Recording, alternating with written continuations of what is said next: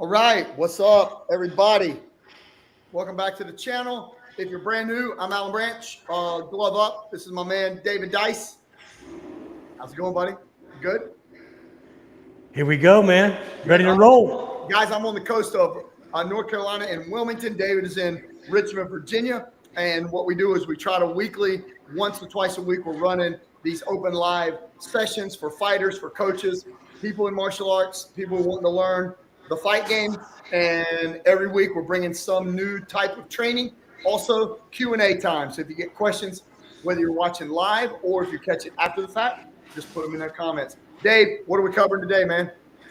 Yeah, so, I've been thinking about moving backwards, right? So this is where it is, I'll elaborate on what you and I did the other day where we looked at all these knockouts of these great fighters. We could not find one where they got knocked out because they made a mistake. They either dropped one hand when they were firing the other and said there was no 4 points of contact.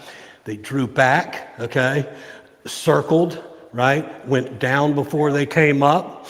But it was always, none of those knockouts were we like, oh my God, how'd that guy get that thing through there? It was always on the mistake of somebody else was making.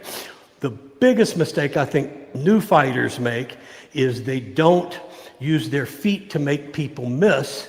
And when they do and try to go backwards, they fall into a lot of different traps. So I was hoping we could talk about some of those traps moving backwards and then teach them the way they need to work it. Does that make sense? Yeah, absolutely. I think it might be good to go ahead and start this. I saw a comment on one of the videos on the channel.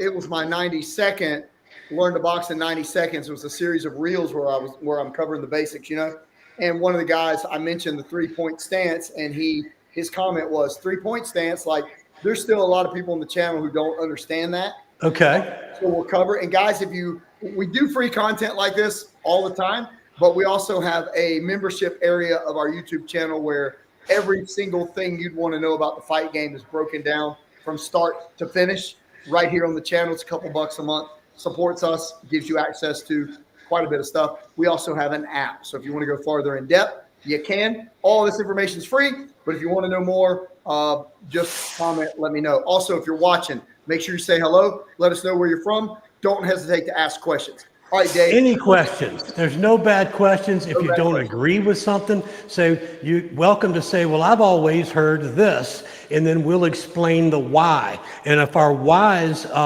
don't make sense to you and don't have you thinking that way, it's okay to do it a different way. But we have 80 plus years between us of trying it every which way you can but Sunday and learning from the best people in the world. And you don't need to take the bloody noses that we've taken, right? Learn from us because it's the fight game and you're going to take some anyway, right? So let us help you with that. But so the stance, this is really important and this is inarguable.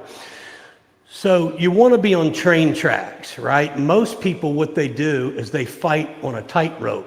And Dave, let's get you to back up a little bit for me. Okay. I want to make sure you really see your feet, and I'm going to bounce out so you can have the whole screen. And guys, again, if you're watching, welcome. Be sure to ask any questions if you have them. I'll bounce back in when you're done, Dave. Okay, so we're going to talk about this, the 3-point position. But first, the best tool that any fighter can have throughout their career is a mirror and some tape on the ground, because your position is everything. My job as a fighter is to get you out of position. We talked about all these knockouts we analyzed. All of them were due, the best in the world, they were due to being out of position. It was no miraculous shot somebody threw. They were exploiting a mistake. Don't make the mistakes. Don't make it easy on your opponent. So first thing, you have your center line. That's just a line that runs down the center of your body between your legs. So when you hear people say center line, that's what it is. You want your feet equal distance, about as wide as your hips, over the center line. Now watch what I do from here. So now I'm fighting on train track, so I have plenty of balance. I can go foot to foot, shift my weight, not losing balance. Now I'm just going to turn this foot in a little bit, slide this foot straight back so that my toe is on this side of the line, my heel is on this side of the line, but my foot is not pointing in that direction. It's turned in a little bit, and we'll explain why later. Very important though. So now, if you were looking in a mirror like I am, you should see a little bit of daylight between your legs. If you lose that daylight or you step all over the line, you're now fighting on a tightrope and you have no leverage. It may look like you do, but you don't. So we get in that position. The first thing is elbow position. Your elbows are pinned into your rib cage. Your rear hand comes up. It's on the side of your jaw. This elbow is pinned in. Your other elbow is still in. That's your 3 points, 1, 2, and 3.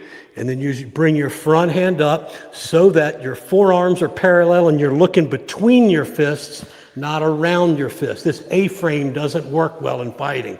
You want parallel lines. Knees are bent, chin is down. Now, there's not a lot of openings if you were squared off in front of me, so you'd have to step over or you'd have to create an opening. So that's, when we say 3 points, it's elbow, fist, elbow, front hand.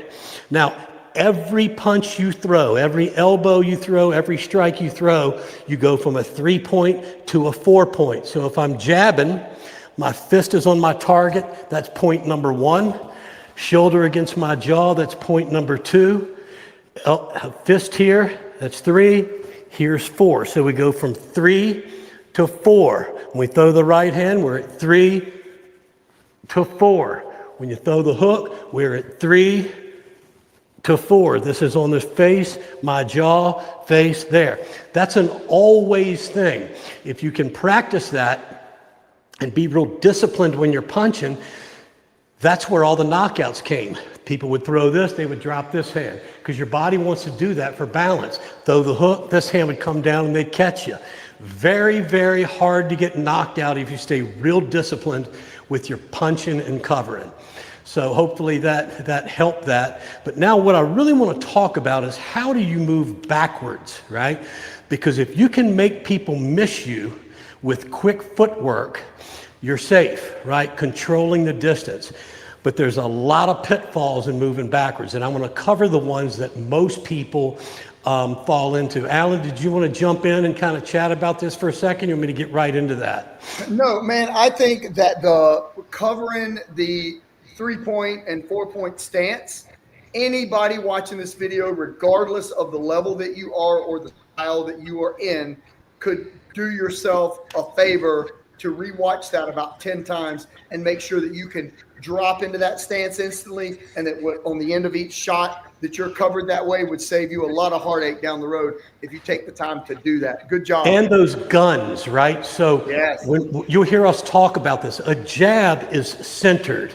Okay, it is a big mistake to pivot with it because that gets you out over your front foot. If my weight is over my front foot, then I have no weight shift on the right hand. I've lost all my power. Your jabs need to be centered like a snake's tongue. If you want to hit hard with it, you just cover ground and it goes deeper into the target. But it's a pop, right? Centered. That way I can shift my weight with my front side or my back side.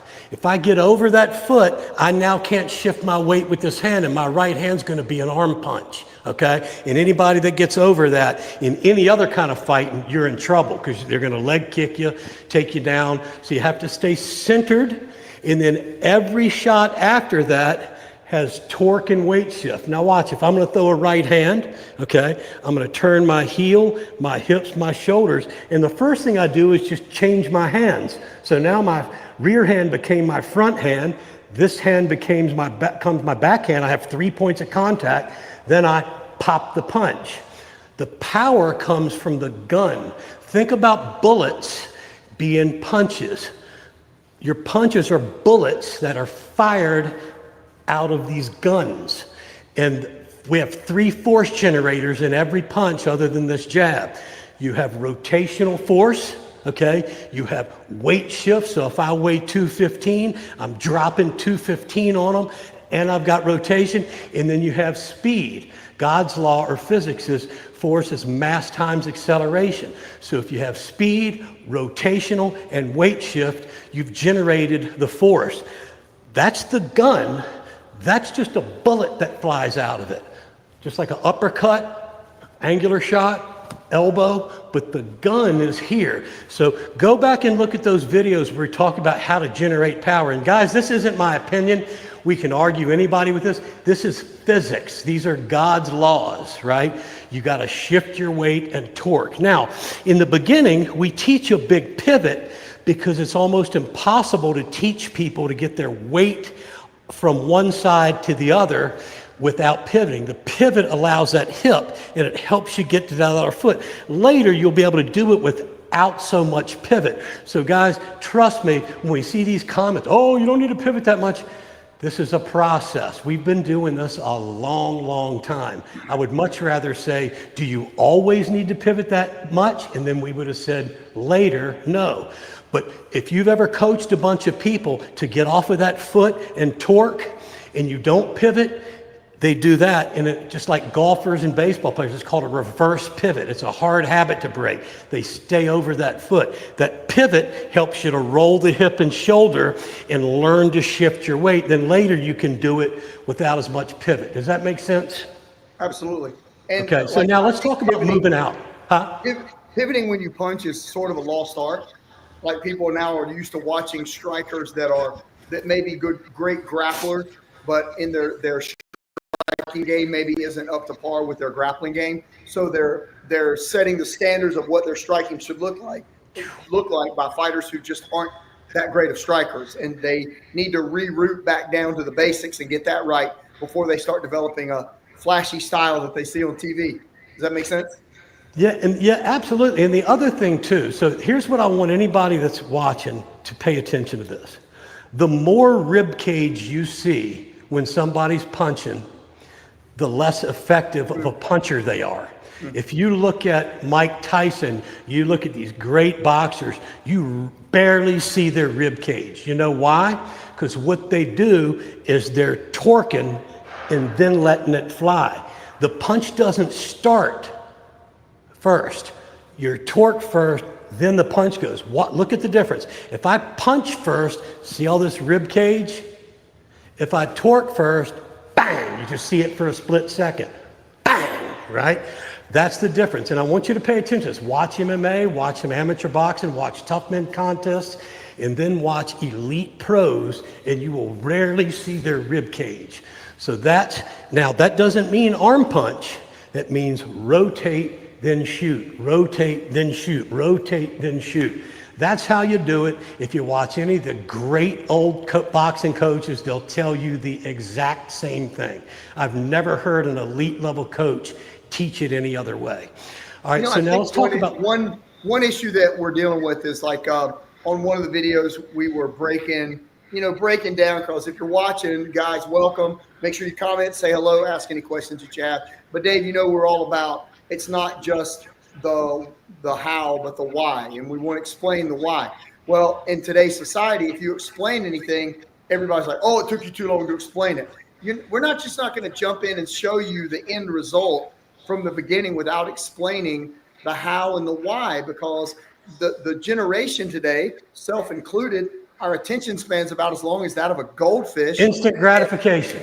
And so people don't ever sit back and go back to the basics and learn. They just want to copy and look like their favorite MMA fighter on day one. And there's some root basics in this that I don't care what level you are. If you don't keep refining the basics, you're going to lose them over time if you don't keep them up. And if you're a beginner and you don't have something to build your foundation off of, then yours is going to fall apart as well. So, and it's funny because people have been in a couple of playground fights or the toughest cat in their neighborhood or something like that, and they think that translates. What we're talking about is being able to fight at an elite level. Now let's take it to a different sport, okay? Let's take it to basketball. Do you think a great basketball coach would let you dribble and then start, okay, after you dribbled for a little bit, all right, now start taking it between the legs and around your back. And all right, yeah, now let's do a layup. No, they're going to right hand, left hand, cross over. And it won't even be the same day. Now we're going to move with it, right? Fighting is no different. Everybody thinks because they can punch a wall or hit a bag, they know how to punch, right? I think this sport is more technical, and I've been in the golf industry, the tennis industry, football, baseball, I've worked with a lot of athletes. I think boxing and kickboxing the right way is as technical as any sport there is on the planet. It's just that the only people that ever really get to experience that is when they get to an elite level and work with an elite coach. And it takes, you have to, kiss a lot of frogs till you find that prince, right? I mean, it's hard. You guys are lucky because we've been on a 40+ year journey each seeking this out, and now we're doing this together. So, go to that channel and learn the basics. Alan, we were talking earlier today, and we talked about if somebody had a gun to my head and said, all right, you have 6 months to get a guy ready for the ring, okay? You have to do this, and he's got to be a state champ. And I've had almost 60 state champs, right?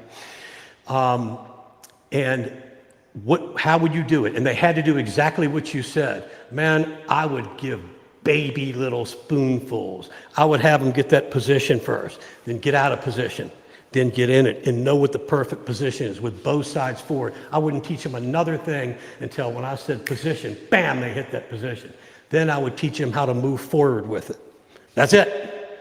Then backward, then left and right. Then I'd teach them, the jab on both sides, because all a right hand is a torque with a jab on the end. Then I would work the rotation. But I wouldn't teach them one new thing until they had mastered that, and we would stack it. That is the best way to get as good as fast as you can. But most people aren't patient enough to do that. But our courses do that. I mean, we've broken everything down, these spoon-sized things, and we welcome you to send video of you doing it, and we'll critique it so we can be your coach. Yeah, the beauty of modern technology, man. Yeah. We've already got people all over the world that'll send us a video of themselves doing a particular combination or a certain movement, and it's like, hey, looks great, too much weight on your front leg, let's work on shifting it back. We've got people that are already trying to take the movements and drills and apply them in competition. So there's a lot of stuff going on, guys, across the globe on this channel that if you're new, take part. We'd love to have you in the train. First of all, we love having you just on the channel. Yep. But if you want to go deeper, we do have multiple options. So you can join the channel with 3 different options, and then we have an app. And I'll put the information at the bottom of the screen. So, yeah, you guys can access that. There's the information. So, Dave, we're going to talk a little bit tonight about – thanks for covering that. We're going to talk a little bit about backing up. They say nobody can win with their weight on their heels. And I think that means when they're getting pummeled backwards, yeah, they're not going to win because most people have never learned how to move backwards in position. And strategically, right? And so, and I'd like to add one thing. Guys, I promise you, if you want to be good at this, really, really good at this, take our advice, get that stuff, take the first little video, master it, send it to us, because there's 2 phases of learning anything physical, golf, anything. You learn it up here, and that's by us sharing the information with you, but you can have head knowledge and no body knowledge. To learn a physical technique that's pretty skillful, okay, you have to know it here, then you have to practice it really slow, perfect, and the speed comes through repetition. Perfect practice makes perfect. Practice makes permanent. If you practice without thinking, you have trained your body to do stuff wrong, and it's much harder that way. So I just promise you, you can reach out to us. If you want to be really good, we can get you really good, really fast. It'll look like you've been doing this for years after 6 months, and we'll help you. So let's talk about moving backwards. The first thing, when you're moving backwards, you're in your position 50-50, chin down, balanced, okay? When you move backwards, your back foot has to move first. So the first mistake people make when they move backwards is they'll move their front foot first. And you're not moving away from the person. You move away when the back foot moves. The front foot doesn't do anything. And that's how people get taken down in MMA. That's how people get climbed up on in boxing and kickboxing, is they move their front foot first. So you stay centered, your chin stays down. Whatever size step your back foot takes, the front foot has to take the same size step, so you end up in perfect position. In other words, if this foot takes 8 inches and this 2 inches, you're now out of position. So it's got to be 2 inches, 2 inches, 4 inches, 4 inches, 6 inches, 6 inches. Now, how do you do that? A lot of practice, because if you have to think about it, it won't happen. So that's number one. The rear foot moves, front foot moves, it stays turned in. Don't let your feet open up.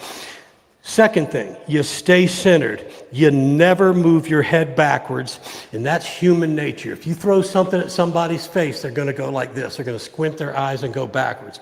Once my weight is over my back foot, I can't pick it up to move it. So that's a big trap people get into. They lean back. Now I can't go backwards.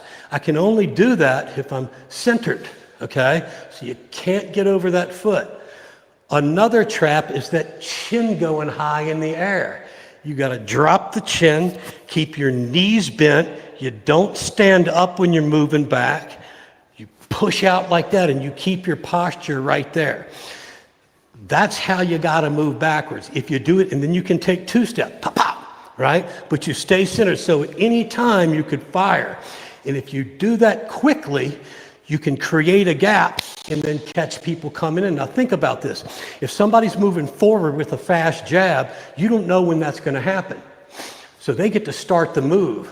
So you have to be super fast with your exit, okay, to stay ahead of them, because you don't know when they're moving in on you. So they get to jump on you. So just like I did with Brooklyn the other day, we worked it for probably 45 minutes. And I was just trying to touch his glove, and he had to stay centered and pull back really quick without any lean back, raise up, or raising your chin. That's how you exit backwards. Now the rule of thumb, moving backwards, is you never take more than 2 steps back. And that would actually be 4 steps. 1, 2, 3, 4. After that, people are going to get a head of steam and they're going to climb on you. So what you've got to do then is angle off. So you can take 1 back and angle off, or you can take 2 back and angle off and they'll run past you. But again, chin down, centered weight, okay? Don't look up, don't stand up, push backwards. If you work that, you'll be amazed at what'll happen when you're sparring. You won't ever get climbed up on, but you've got to take every point that I made right there and apply it, because human nature is to lean back. Once you lean back, it's over. This foot can't move anymore because I got weight over it. I got all my weight over it. Does that make sense? Yeah. So what if we took a single jab, and we line up, and you're on the line, and I fire a straight jab, and you work on your pull step back? Something simple like that. That's an awesome drill. And so if you get the jabber, he gets to dictate when it happens. So he should be able to catch the guy before he moves back. And in the beginning, he will. And so what Brooklyn and I did is all we did was pushes, right? Because you got to develop the muscles that are called upon to fire back fast before you can work on reaction time. Because if you don't have the explosion, then it doesn't matter how fast you can react. You don't have the explosion. So we broke it down of just pushing hard. Then he was reacting to something. So you got to break it down. But you've got to have that muscles to push hard forward and push hard back and stay centered. Does that make sense? Yeah. So you're saying basically, as soon as we get positioned, then we've got to learn the form of the steps and get the steps down under control. Then we have to understand which muscles we're using to explode forward and back with. And so we get that down, and then we would do it. Then work a reaction where somebody's they get to dictate it like a fight. They're just trying to touch that glove because, you see so many people, MMA, you see these people touching that front glove. If somebody can touch your front glove, they're way too damn close to you. Come here, Brooklyn, for a second. Can y'all see Brooklyn in here? Let me see this. All right, so. There's my man. What's up, Brooklyn? So this kind of mess here, when people are touching each other's glove, if anybody lets you get here, you got them. Because just by rotating hard, you can catch them. Plus, I can smack that glove down. I can smack it open. So you don't want anybody touching you whatsoever. So that's the distance you want. And if I try to spring in with a fast jab and just touch his glove, he's got to push out quick. He doesn't know when I'm coming. Then we start doing it with a little bit of fakes, right? And then I got him. All right. So that's the deal. And so if he can and he can do this, you can train the guy to be twice as fast moving backwards as the guy is moving forward. How do you do it? A boatload of reps. Then all of a sudden, guy steps in, you're out of there, then they're whiffing air, and then you're back on top of them, punishing them, because we don't want this to be a fair fight. We want you guys to do the blistering and then not to get hit. So the next level of that drill would be, so right now you're just trying to touch his glove. We teach him how to defend the jab, maybe a light little parry, and then it goes to a light control. I'm trying to touch him, and he's pulling back. And then maybe so we're taking blocking completely out of it. This is just escaping, right? Oh, you're so gonna what the series that I think is neat is so you get that and they're whiffing air, right? So they're just trying to touch it first, then they're trying to blister your glove with a fast jab. If you can get it, and Brooklyn does this thing, he moves his glove. He cheats all the time, by the way. If you can get to where they can't touch their glove, right? When they know the drill, next time somebody kind of lollygags in with a lazy combination, you're out of there, bam, back on them.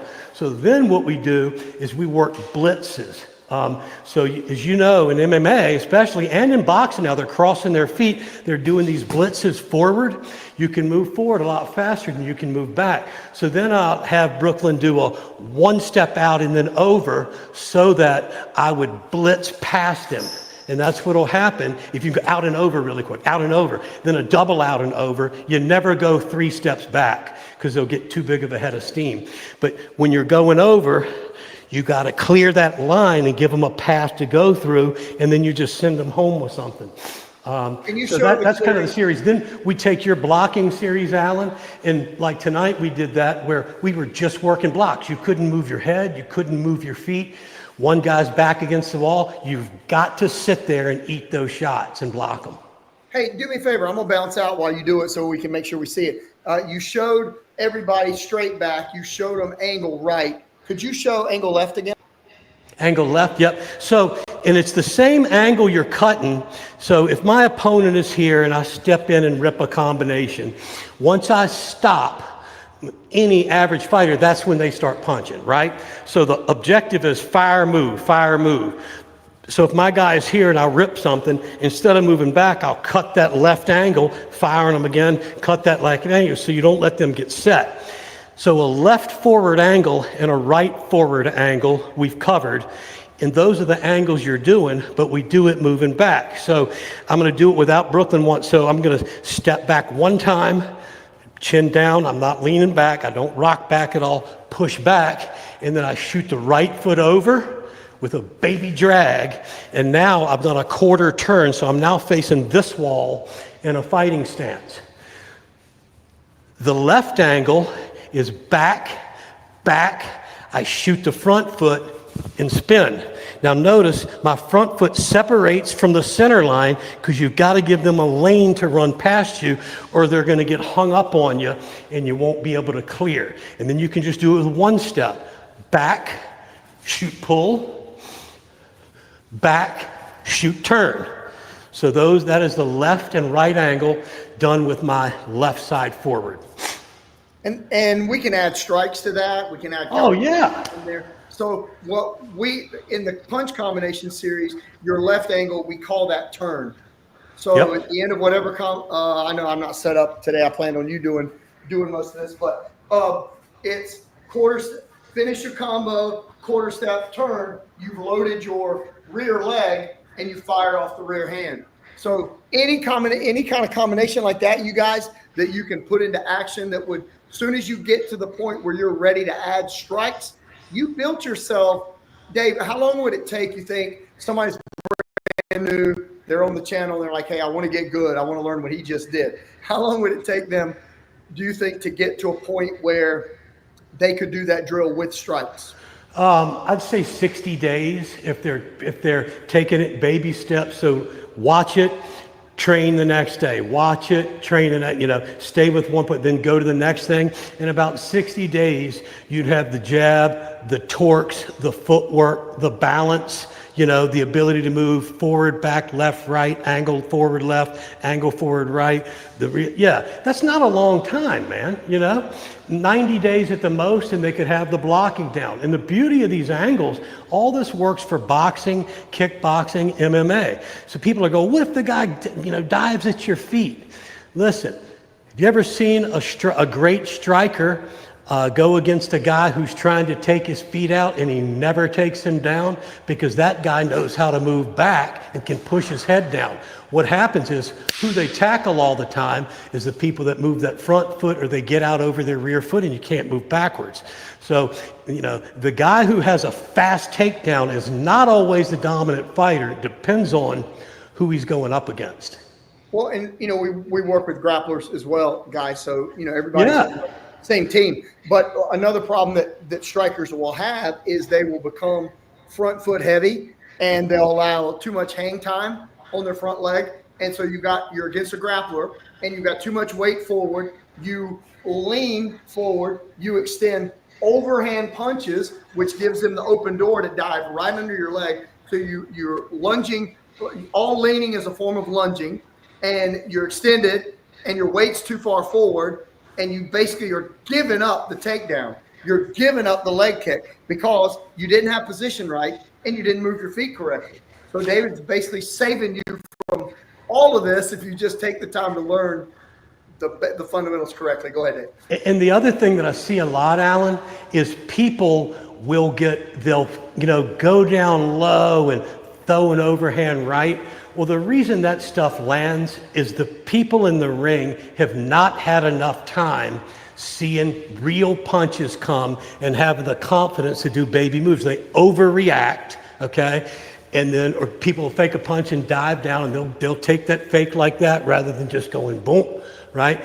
And so what you find is a lot of the stuff is lacking. They lack the basic fundamentals. Now, with all due respect, those guys in octagon, they have to know so much stuff. But people are starting at such an early age, and if they would get with a great striking coach from day one, they could expedite their ability to be in the ring like that. The problem is these guys pretend like they know what they're doing. They're doing Muay Thai stuff that does not transfer directly into the octagon at all. I can tell you a bunch of reasons why.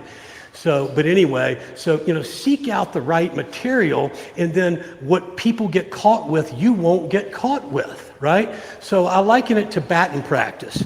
Barry Bonds, whole time in a career, did he ever go, you know what, I've done enough. I've seen enough pitches. I'm not going to take batting practice today. No, they were the first guys there and the last guys to leave. Seeing punches come at you is the same way. I liken it to batting practice.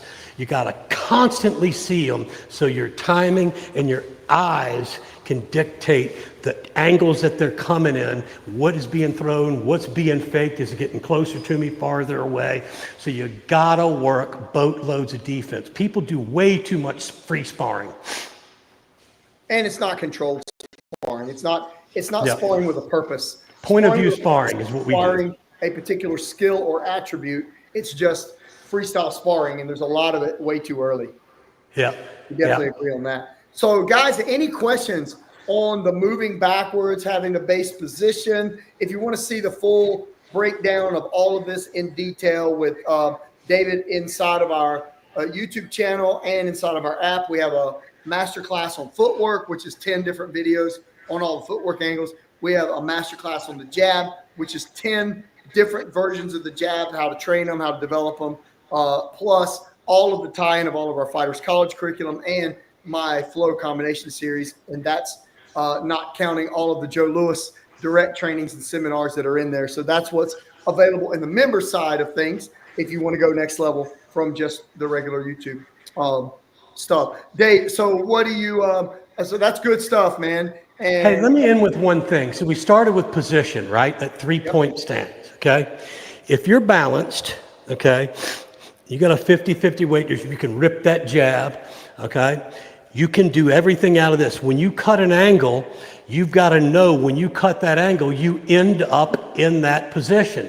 Because if everything you learn is out of this position, you got to stay in this position. You got to learn how to angle, move left, right, foot, back, angular, lateral, then add angles together and start and stop here. And then you can, with a 50-50 weight distribution, you can shift your weight into any punch. You can shift your weight into any kick. You can pick both knees up, where when some people get spread legged, I have to push off to pick this leg up. Your feet are under your shoulders, you can just pick them up, but it's all about that position, right? Learn that. That's the only way you let yourself be positioned, and everything else will get easier. Well, Dave, you may not can see this, but it's worth the whole night. Michael, one of the guys watching, said he's going to practice footwork at the gym tomorrow. Yeah. So good for you, Mike. And if you ever decide you want basically what happens on the app, you can open it and follow along with each drill at the gym or at home. So if you ever want to get to that point, that might help you as well. But if you can remember this to take it to the gym tomorrow, that'd be great. All right, so Dave, we're going to be doing more of these later this week, and we've got different topics each time we're coming on board. If you've ever got something comes on your mind, you're on the channel, and you're like, man, I really wish I knew how to, whatever that is, go ahead and comment that on one of the videos. Let us know what it is so we can shoot a video to help you get that down. That's what we're here for. And do us another favor, share the video, on YouTube when you go to watch it. If it's something you like, hit share, grab the link, put it on your Facebook, your Instagram, wherever any of your friends that enjoy striking. Man, Dave, I don't remember how many videos are on the channel, but there's a lot. I mean, we're just scratching the surface, right? Yeah, there's a lot of videos, but there's a lot of things that I wish I had known, prior to meeting Joe Louis. Could have saved me a lot of bumps and bruises against some pretty big guys. Really wish I'd have known it. So some of you guys that are just starting out or you're still competing, or like I'll be 59 this year, next month or in August. Dave, you just turned 62? 63. And, you guys that are even our age that are training, look, if you're going to do it right. Yep. Do it right. You have more power. You have less injuries. You protect your body. People are throwing their shoulders out. They're hyperextending their arms. They pull it back before they throw it out. They throw punches like a baseball. I mean, you're just asking for a lot of injuries that you don't need. You can say, guys, the shot that hurts or the shot that works is the one they don't see coming. We're not talking about hitting drunk people in a bar, okay? That's a different ball game, all right? We're talking about landing stuff on a schooled fighter. And all these people are like, oh yeah, but when you draw back, you hit harder. They've done boatloads of research with force plates on that with elite hitters. That's not true. I'm just here to tell you, it is not true. You may feel like you hit harder like that, okay? But watch a guy throw a football. You don't see him go way back like that. They rifle that shoulder, right? When you disconnect, you lose power and it stresses out your shoulders. The power comes from a fast torque, weight shift, and speed. We're not God. We don't get to invent where power comes from, okay? This is physics. And so it kills me when people go, oh yeah, but that kind of works. But sometimes, no, when you see people doing it the wrong way, it's because all athletes lose mechanics in the heat of battle. That's why. It's not they're trying to do it that way to make it work. People they just don't understand. And I'm not frustrated with it. I get it. But here's the thing. We'd love to hear you shoot a little video of yourself and say, golly, when I try this feels funny, or this is happening. And we can look at it and go, here's why. Because one of the things, your feet, when you torque, if your foot you're shifting your weight to doesn't bite on the ground and opens up, then you're shifting weight to an unstable base. and you're shifting out of your pivots, just like all this goofy check hooks people are doing. They're not even, it's a Czech hook, by the way. It was a European hook. They come across the center line, then spin out. They don't spin out. When you spin out and hook, the best you can hope for is you're just going to wrap your arm around theirs. There's no power, and you're spinning out of your power. So all the stuff that we see, it was driving us crazy because, if you look at Roy Jones, if you break it down frame by frame, and I have many times, when he does that gazelle hook jumping in, his weight is shifting across his center line, and then he's back. He's not jumping to the left that I see people do on social media all the time. So just hang in there with us. Send us any questions. I heard this, I've seen this. We're happy to answer it, right? Just don't go, well, Mike Tyson drops his hands when he punches. Well, everybody does, right? But that doesn't mean you're supposed to. Fact. And we've talked about this. We got videos out on this where we discuss if they don't know what an outlier is, Mike Tyson would be the definitive. He is the definition of outlier, just a genetic. Everything came together just right with the right instructor, the right body type. Everything fits, and things that would work for Tyson may not work for the average guy. He was brought up just like we're trying to bring these people up. That's what people don't understand. Costiamato studied martial artists for that style, by the way. It's not a boxing style. And so he would get with him one-on-one for hours and perfect these moves, right? So now, let's say if we want to have that 4-point of contact and all of a sudden this hand comes down a little bit. Well, it's got to be exploited. That doesn't mean that's right, okay? Because you're always going to be fighting instincts. Your body, if you slip on ice, what's the first thing you do? Oh, you bring your hands out like that. Called your proprioceptors, are nerves that fire when you go through space. When you do that, when you turn and shift your weight, this hand wants to come down to keep you from falling over. You have to break that habit, and breaking natural habits are hard. Just like it's hard not to blink, it's hard not to lean back when somebody throws something at your face. It's equally as hard when you rotate, shift with speed to not bring that hand down. That's why it's happening. They're not doing it because they want to do it that way. It's just crazy. Watch Tyson train when he's on a bag. He's always doing it perfect. But if you practice perfect and you lose down to 90%, you're still kicking ass, right? Yeah, for sure. Well, man, this is great. Guys, thanks for watching. Glad you joined us tonight. We will be back later in the week for all kinds of videos on the channel. There's the handsome man, Brooklyn, right now. You guys, I want you to follow his career because he's going to be fighting here in the next probably 90 days or so. It'll be the first one, and it'll be neat to, because Alan and I are training him, it'll be neat to watch him come up through. And the way we're talking about training, this is what we do each day. Little bitty things. I'm not going to tell you another word until you fix that. Come back with that fixed. He'll do most of it right. We'll whittle away what's wrong, tell him, and then we'll go to the next thing. So that's the way we would love for you guys to train, and we'll get you good as fast as we can.